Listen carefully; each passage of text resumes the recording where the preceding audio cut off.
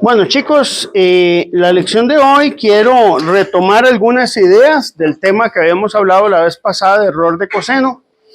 No sé cómo han sentido ese tema, pero básicamente lo que vimos la vez pasada era la resolución de un problema donde las distribuciones de probabilidad no tienen, por decirlo así, variaciones en los dos extremos, no tienen un más menos, sino que son únicamente variaciones que se dan hacia un lado, hacia el lado solo positivo, por ejemplo, ¿verdad?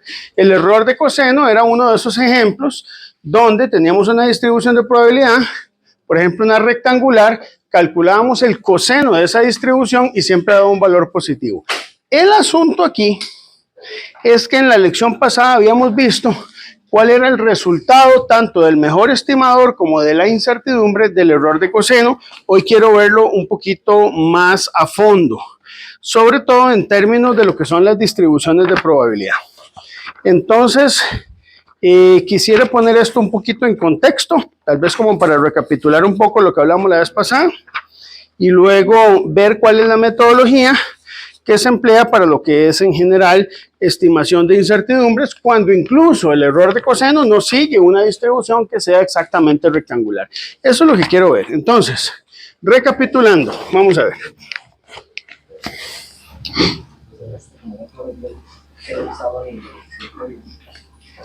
Habíamos dicho la vez anterior que la altura, en el caso, digamos, de un problema ya sea de mensurando fijo o de altura medir fijo, no importa, cualquiera de los dos, siempre podía ser escrita como el valor de un L promedio por un 1 más menos delta, con un valor de delta que habíamos dicho que era 1 menos coseno de beta.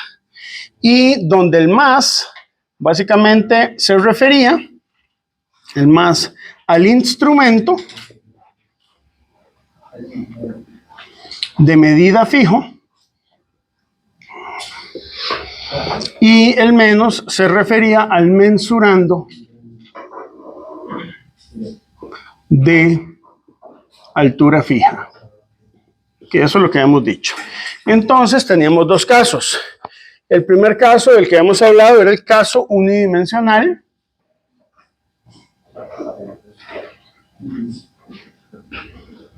Muy bien, en este caso unidimensional, lo que habíamos hecho era suponer un tipo de distribución de probabilidad para el ángulo, ¿verdad?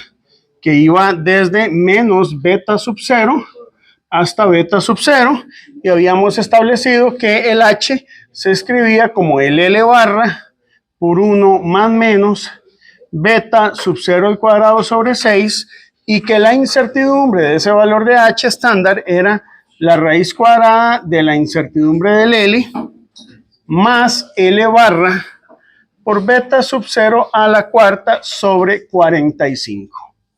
Muy bien, eso fue lo que hemos hablado para el caso unidimensional. ¿Okay? Ya hemos hablado sobre eso. Por otro lado, en el caso bidimensional,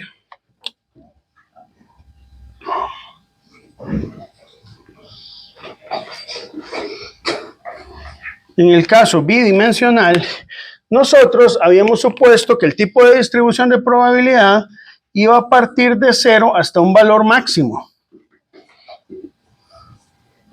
¿Por qué? Porque el tipo de ángulo que teníamos era un ángulo azimutal. ¿Verdad? Un ángulo azimutal significa que tiene un valor de 0, pero nunca es negativo. Puede ir hacia la derecha, hacia la izquierda, formando un cono, habíamos dicho. Y por lo tanto, el tipo de incertidumbre, o el mejor estimador, quedaba como 1 más menos beta sub 0 al cuadrado sobre 4, y la incertidumbre estándar, les había dicho que era y la raíz cuadrada de u al cuadrado de L más L barra por beta sub 0 a la cuarta sobre 48. Eso fue lo que vimos. Ahora, ¿qué quiero hacer hoy, chicos? Hoy quiero hacer varias cosas, pero tal vez quiero empezar por una pregunta. Estos son los dos casos que vimos, pero esto es válido solo si el ángulo sigue una distribución rectangular. Pero ahora, ¿qué es lo que yo quiero hacer? Vamos a proceder a resolver el problema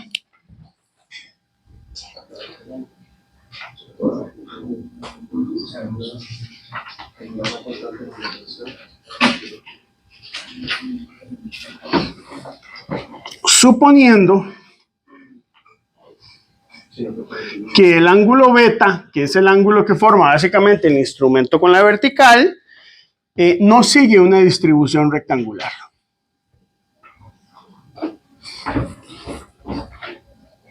Entonces, lo primero que yo quiero hacer. Y lo segundo que yo quiero hacer, ¿qué fue? Se nos fue la luz.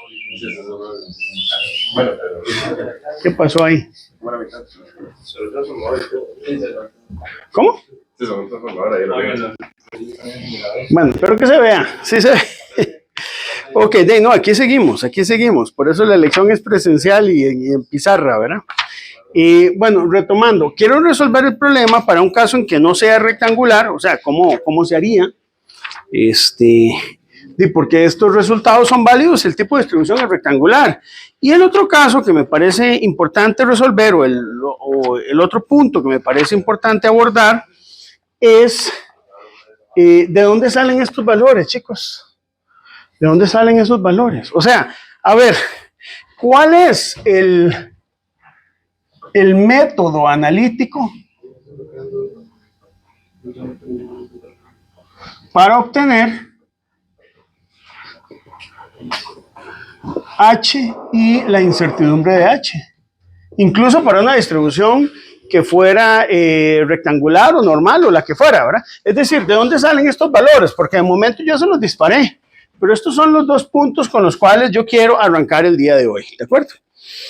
Habíamos hablado la vez pasada de que, por ejemplo, hay distribuciones que son normales, pero le llamamos la seminormal, ¿se acuerdan?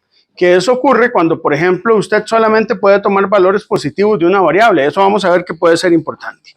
Entonces, de estas dos ideas, hoy quiero arrancar con esta segunda. Quiero empezar con esta. Que sería, bueno, ¿de dónde analíticamente se obtienen esos valores? Ya sabemos cuál es la respuesta, pero ahora yo quiero entender el procedimiento para poder obtener esos valores de H que tenemos aquí y de U de H, tanto para el caso unidimensional como para el caso bidimensional. Entonces, les voy a pedir un poquito de paciencia porque es volver a ver ese problema, pero ahora con una metodología analítica. O sea, eso es importante porque si yo tengo algún otro tipo de distribución de probabilidad, entonces ya voy a tener las herramientas para poder evaluar un error de coseno cuando mi distribución de origen del ángulo no necesariamente es rectangular. Entonces, quiero que veamos el caso unidimensional de nuevo. Y entonces la propuesta es la siguiente. Vamos a ver. Recordemos cuál era el problema que queríamos resolver. ¿Verdad? No sé si hará falta volver a dibujarlo, ustedes lo tienen ahí, pero piensen ustedes en un instrumento o en una columna de líquido vertical a la que yo quiero medirle de altura, ¿verdad? Como el problema del examen, pero que se puede formar un ángulo beta con respecto a la vertical y yo necesito saber cuánto es el mejor estimador y cuál es la incertidumbre. Ese es el caso que me interesa resolver, ¿verdad? Entonces retomen la misma figura que hemos visto la vez pasada. Ahora, ¿qué me interesa hoy hablar? Me interesa hablar del ángulo que forma justamente el instrumento de medida con respecto a la columna vertical. Y ese ángulo vamos a suponer que sigue una distribución de probabilidad. ¿Cuál? Una distribución de probabilidad beta. Esta misma, ¿verdad? Voy a redibujarla. Usted tiene la distribución de probabilidad 0 menos beta sub 0 y beta sub 0, donde beta sub 0 es un ángulo pequeño. Entonces vamos a empezar con asuntos básicos. Esto es una distribución de probabilidad en beta y el valor máximo de A se puede obtener obviamente a partir de normalización. Entonces, ¿cómo normaliza uno esta función? Integramos en su rango, ¿verdad? La función P de beta, esto es igual a 1. Como esta función es constante, el P de beta es A, ¿verdad?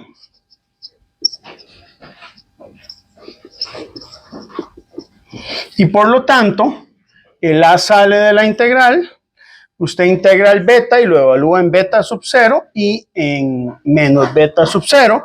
Entonces, esa integración nos da a nosotros 2 por el beta sub 0 igual 1 y por lo tanto el A es igual al 1 entre el 2 beta sub 0. Esa sería la constante de normalización, ¿verdad? Como lo hacemos en cualquier distribución de probabilidad, en la cual tenemos que garantizar que el área bajo la curva sea unitaria. Todo el mundo está ahí claro, ¿verdad? Ahora, ¿cómo queda expresada esta distribución de probabilidad? Queda expresada por trazos. Es 0 si el valor de beta que usted tiene es menor a menos beta sub 0. Es 1 entre 2 beta sub 0 si el valor está entre menos beta sub 0 y beta sub 0, y es 0 si el valor de beta es mayor a beta sub 0. Muy bien. Eso como para tener claro que fuera del rango de menos beta sub 0 a beta sub 0, la distribución de probabilidad se nos vuelve 0, ¿verdad? Vamos a tomar el caso donde la distribución de probabilidad que yo tengo aquí no es 0, porque los otros casos no son de interés para nosotros. Y vamos a hacer algunas simplificaciones. Entonces, recordemos lo siguiente, chicos. El ángulo beta sigue una distribución rectangular, pero a mí me interesa el coseno del ángulo beta. ¿Por qué? Porque recordemos que nosotros tenemos, voy a hacerlo de este lado, que delta es 1 menos coseno de beta, para poder expresarlo en términos del H, ¿verdad? Eso ya lo habíamos visto. Y el coseno de beta puede ser expresado en términos de una aproximación de Taylor, chicos. Es decir, nosotros lo que podemos hacer aquí es el coseno de beta, expresarlo como una serie. Entonces voy a tomar algunos términos de la serie, les cambio el signo por ser negativo, y va a quedar una cosa como esta.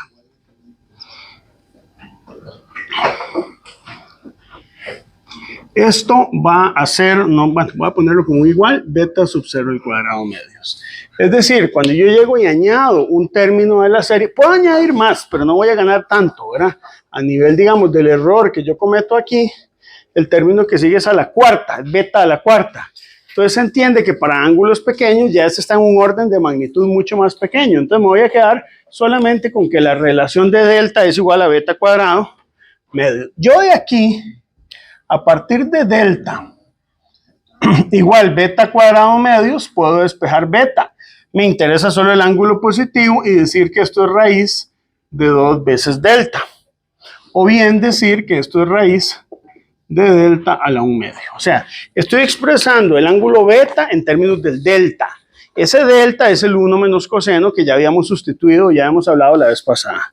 Yo puedo tomar esta expresión y hacer lo siguiente. Yo quiero construir un diferencial de probabilidad. Este tal vez es el paso más importante, chicos. Yo quiero construir un diferencial de probabilidad. Este método se emplea para poder calcular el error de coseno en cualquier tipo de distribución de probabilidad. Ahorita lo estoy haciendo para la rectangular, pero podríamos hacerlo para cualquier tipo de distribución de probabilidad. Entonces, ¿qué es lo que vamos a hacer? Vamos a agarrar el P de beta, que ya lo tengo definido, ¿verdad? Ya tengo cuánto es P de beta, 1 entre 2 beta sub 0.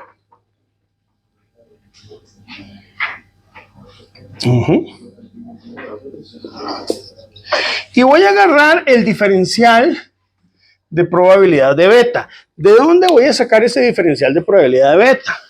Lo vamos a calcular a partir de la relación que yo tengo entre beta y delta, ¿verdad? Entre esa relación que yo tengo aquí. Entonces quiero que lo vean así. Si yo tengo que beta es raíz de 2 por delta a la 1 medio, entonces el diferencial de beta, como cuando uno hacía cálculo, es el diferencial respecto a delta, se podría escribir así. Se podría escribir como raíz de 2, que es una constante. Esto de aquí lo derivo y queda 1 medio, delta a la menos 1 medio, por d de delta. Pero yo voy a aprovechar esta expresión, que hasta ahí estaría correcta, pero quiero racionalizarla porque me conviene y voy a multiplicar en raíz de 2, tanto arriba como abajo, quedándome aquí, que d de beta, con un poquito de álgebra, ¿verdad? Me va a quedar d de delta. Esto va a quedar, es un delta a la menos 1 medio, queda dentro de una raíz y me va a quedar raíz de 2 por delta, ¿verdad? Vean que aquí raíz de 2 por raíz de 2 da 2 y se cancela con este medio, ¿verdad? ¿Lo ven? Este por este, esta por esta, entre 2 se cancela. Y esto queda en el denominador. Esta es la forma en que queda entonces el diferencial de d beta. Entonces, al hacer el cambio de variable aquí, chicos, ya mi elemento de probabilidad lo voy a cambiar de la variable beta a la variable delta. Ok, eso lo vamos a explicar bien. Yo tengo mi función en términos de beta. Quiero escribirla en términos de delta. Entonces, para lograr hacer eso, yo voy a proponer lo siguiente. Aquí yo tengo la función de probabilidad en términos de beta, pero yo lo que quiero es una función de probabilidad, un elemento de probabilidad en términos de delta. Entonces, ¿qué hacemos? Ok, muy fácil, muy fácil. Ya tenemos cuánto vale la función de probabilidad P de beta. ¿Está bien? Es más, voy a escribirla aquí. Usted sabe que P de beta, dentro del rango en que está definida, que no es 0, ¿verdad? Es 1 entre 2 beta sub 0. Pero esa función de probabilidad es constante. Entonces, si yo llego y hago el cambio de variable entre delta y beta, que es este cambio de variable que yo tengo aquí, el cambio de variable, no importa, va a quedar igual porque es una constante. No cambia, es decir, sigue siendo 1 entre 2 beta sub 0. Pero ahora lo que yo necesito es cambiar el elemento d de delta. ¿Por qué? Porque yo cambié de variable. Entonces, al cambiar aquí de variable y lo que yo tenía era un d de beta, entonces lo que me va a quedar ahora es este nuevo diferencial. Esta es básicamente el método. El método es, agarra el diferencial de la variable original, cambie beta por lo que vale la función ahora sustituido por la, en este caso es una constante, y el diferencial lo cambiamos por este otro diferencial que hemos obtenido a partir de la relación de beta y delta. Con eso ya yo sé algo. Con eso cancelo el d de delta y tengo la función de distribución de probabilidad asociada a delta. Este método yo sé que puede parecer un poco raro al inicio, pero tiene una ventaja. Y es que me asegura que esta función de densidad de probabilidad que yo tengo aquí ya queda normalizada. Yo lo que hice fue un cambio de variable. Y con esta nueva función de densidad de probabilidad, yo convertí mi variable beta a una variable delta. Es decir, a través de una relación funcional donde delta es 1 menos coseno de beta, que básicamente es esta misma, nada más que aquí despejada para delta, ¿verdad? O esta misma, como ustedes quieran verla, yo pude hacer un cambio de variable y pasar mi distribución de probabilidad en términos de beta a términos de delta. Con esto tengo una ventaja. Como ya la escribí en términos de delta, ya lo que me queda es escribir la esperanza matemática y la incertidumbre estándar asociada a ese delta. Entonces vamos a proceder a eso. ¿Cómo calculo la esperanza matemática de delta? Y básicamente es la integral por definición de esperanza matemática de menos a más infinito de delta por p de delta. De acuerdo a lo que ustedes vieron en un curso de probabilidad estadística, en sus cursos, ¿verdad? Si llevaron un curso de probabilidad estadística que se da a querer, ustedes vieron esa definición. Ahora, aplicando esa definición, ¿cómo nos va a quedar en nuestro caso, chicos? Aquí es importante porque este truco, a ver, esto es como truculento y esto es como cosas que uno tiene que ir manejando pues un poco. Quiero que vean la distribución de probabilidad que hay entre delta y beta. Quiero que vean esto con calma. Vamos a verlo con calma. Quiero que veamos esto con calma. Delta es igual a beta cuadrado medios. Delta es igual a beta cuadrado medios. Ese tipo de función, delta igual beta cuadrado medios, tiene una propiedad muy importante. Y es que ese tipo de función es par. ¿Saben qué es una función par? Como y igual a x cuadrado, ¿verdad? O coseno de beta. ¿Qué propiedades tiene la función par? Que básicamente, si usted la integra dentro de un intervalo que pasa por 0, usted puede agarrar la mitad de esa integral y multiplicarla por 2 y da lo mismo, ¿me explico? O sea, usted puede decir, yo tengo un intervalo que va de menos a hasta más a en esa función par. Si yo integrara solo de 0 hasta a, pero lo multiplico por 2, da lo mismo. Un ejemplo de una función par es la función normal, la distribución normal, centrada en 0. La distribución normal, ¿verdad? La campana gaussiana centrada en 0, ustedes saben que es simétrica. Entonces yo podría agarrar la mitad de la campana gaussiana, multiplicarla por 2 y tengo la integral de esa campana gaussiana entre menos a y a, ¿de acuerdo? Ok, entendiendo eso, entonces me van a permitir ustedes escribir la esperanza de esta función de la siguiente manera. Como aquí yo hice un cambio de variable, básicamente esta función de probabilidad se extiende desde menos beta sub 0 hasta beta sub 0. Voy a ir despacito aquí. Ok, va a ir desde menos beta sub 0 hasta beta sub 0. Muy bien. Ahora, la función va a quedar así.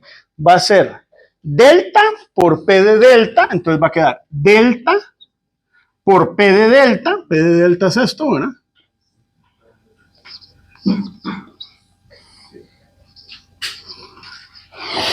D de delta, pero ahora quiero ver los límites de integración, porque tenemos un pequeño problema, vamos a ver, que podemos resolver con el hecho de que la función es par. ¿Cuáles deberían ser los límites de integración? Bueno, si usted sustituye los límites de integración, van desde menos beta sub 0 hasta beta sub 0. Pero si usted sustituye, ojo, porque si esto le pasa en el examen y después está haciendo las cosas mal. Si usted sustituye el beta sub 0 o el menos beta sub 0 aquí, de repente le dan lo mismo, porque están elevados al cuadrado.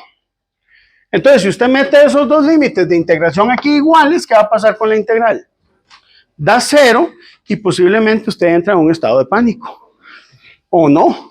Porque entonces al darle 0, la esperanza matemática que usted va a obtener aquí, entonces no tiene sentido que dé beta sub 0 al cuadrado sobre 6. Bueno, eso es un procedimiento erróneo.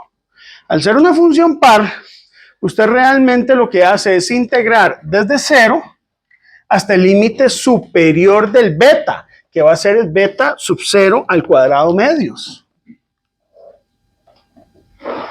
Pero la multiplica por 2. Precisamente para compensar ese hecho de que tenés una parte que es negativa. Si ya usted resuelve eso así, ya no hay problema, porque esta integral podemos resolverla o escribirla muy fácilmente así. Usted puede este 2 cancelarlo con este 2, saca el raíz de 2, le queda 1 entre beta sub 0 raíz de 2. Aquí te queda la integral de 0 a beta sub 0 cuadrado medios.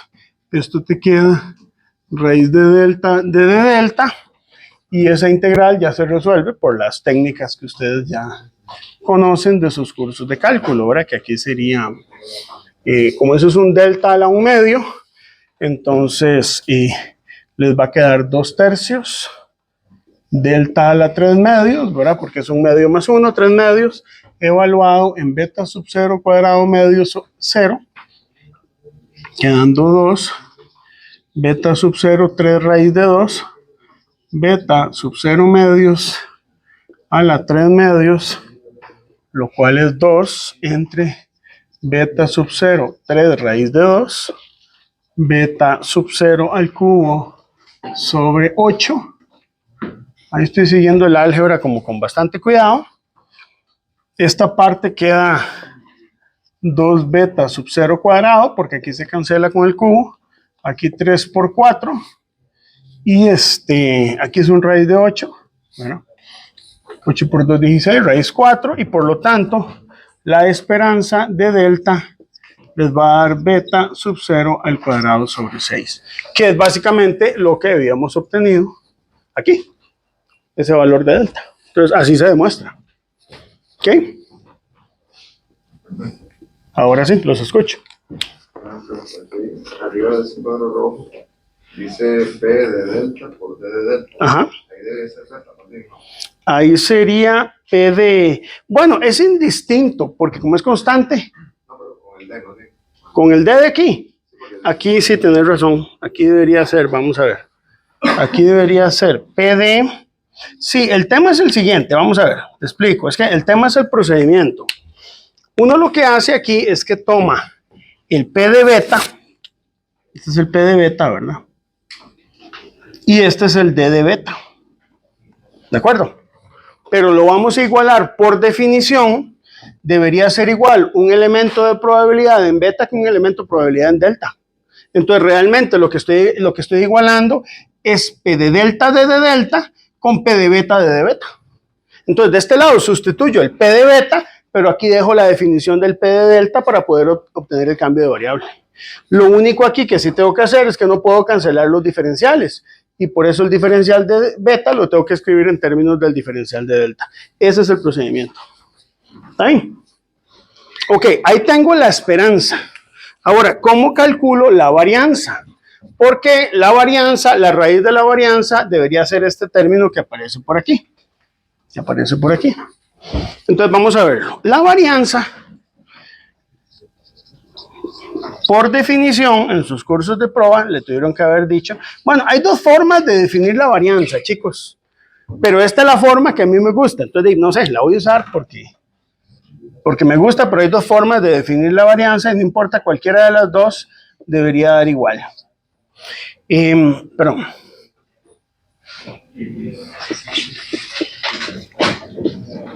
Esta es la definición. Si uno sustituye bajo la misma lógica la varianza en delta, y no tiene sentido sustituirla desde el límite inferior al superior, sino que es de 0 al límite superior y lo multiplicamos por 2 para evitar el problema del signo. Entonces, esto nos va a quedar así. Nos va a quedar dos veces, siguiendo la misma lógica, de 0 hasta beta sub 0 al cuadrado entre 2, igual que arriba, ¿verdad? Donde aquí tengo el delta, la esperanza de delta ya la tengo, que es beta sub 0 al cuadrado sobre 6. Utilizo la función P de delta que tengo ahí con D de delta.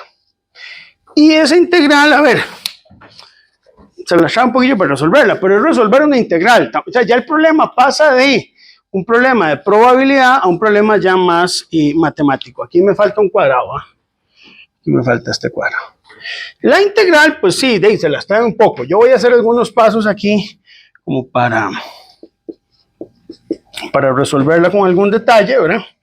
Entonces lo que hago es que saco el 1 entre beta sub 0, dejo la integral de 0 a beta sub 0 cuadrado medios, desarrollo la fórmula notable quedando delta cuadrado menos beta sub 0 al cuadrado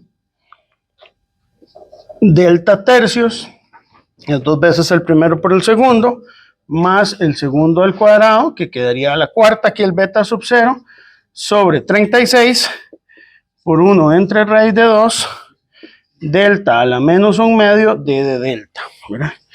Y ahí desarrollando la fórmula notable. Aquí podríamos continuar.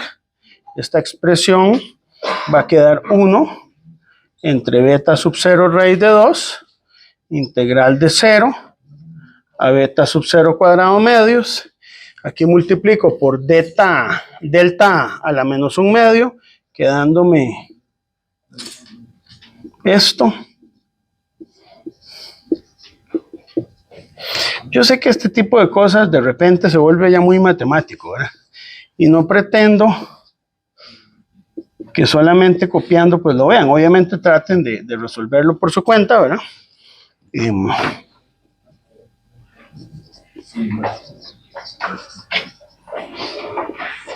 Aquí ya integrando me queda 2/5 delta a la 5 medios menos beta sub 0 al cuadrado sobre 3 por 2 tercios de delta a la 3 medios más beta sub 0 a la cuarta sobre 36, 2 delta a la 1 medio evaluado en beta sub 0 cuadrado medio 0, y esto me queda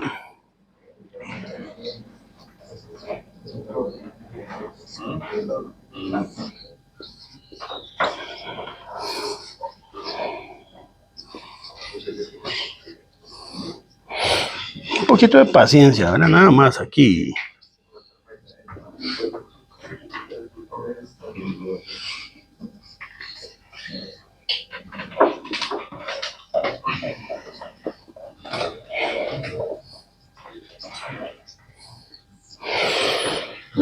Al final, ya casi terminamos, chicos, les agradecemos su paciencia, ¿verdad?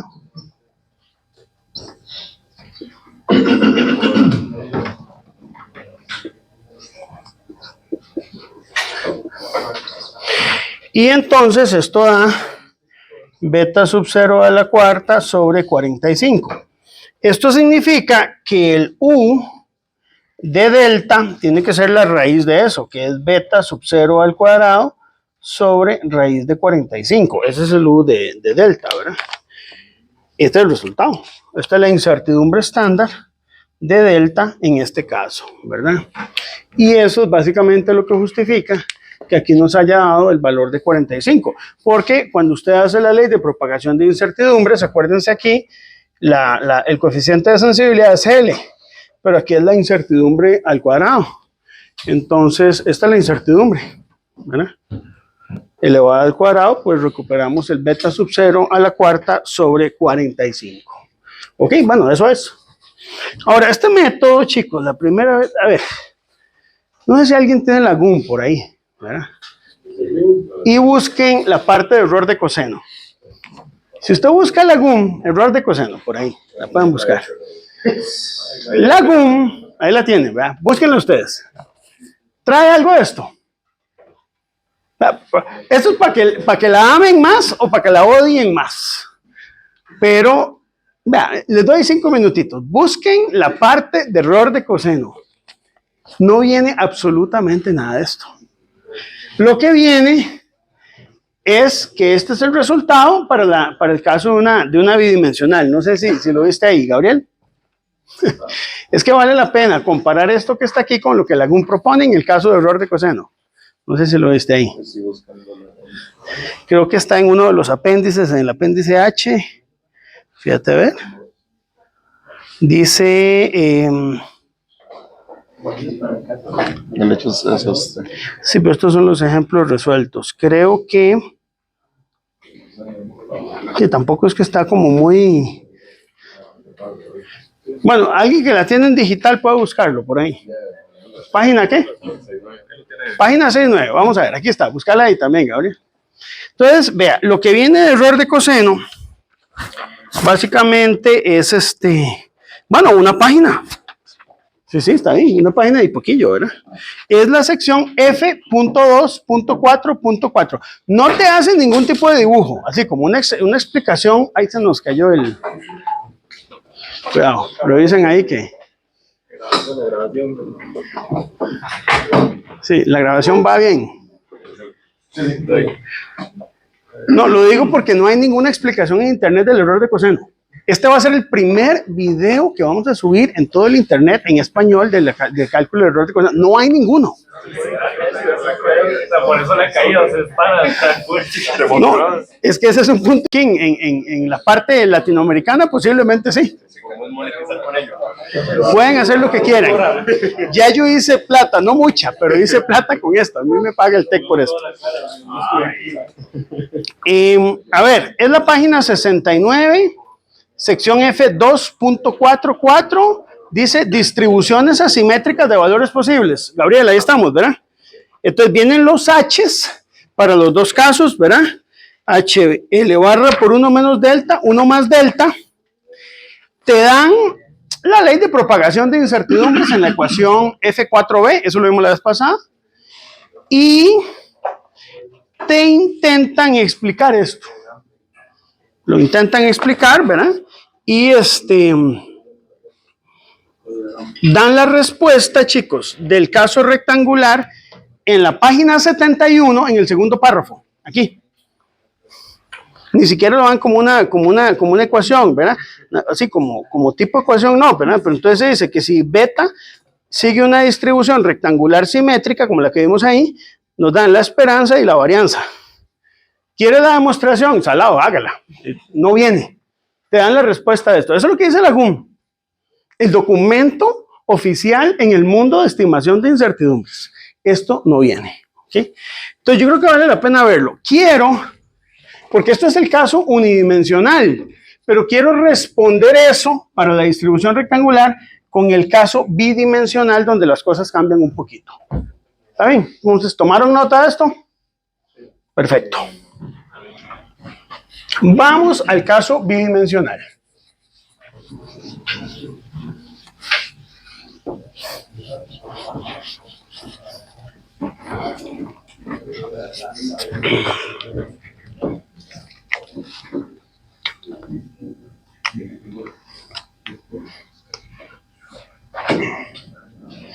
Ahora, yo no sé si usted es consciente por qué estamos haciendo esto.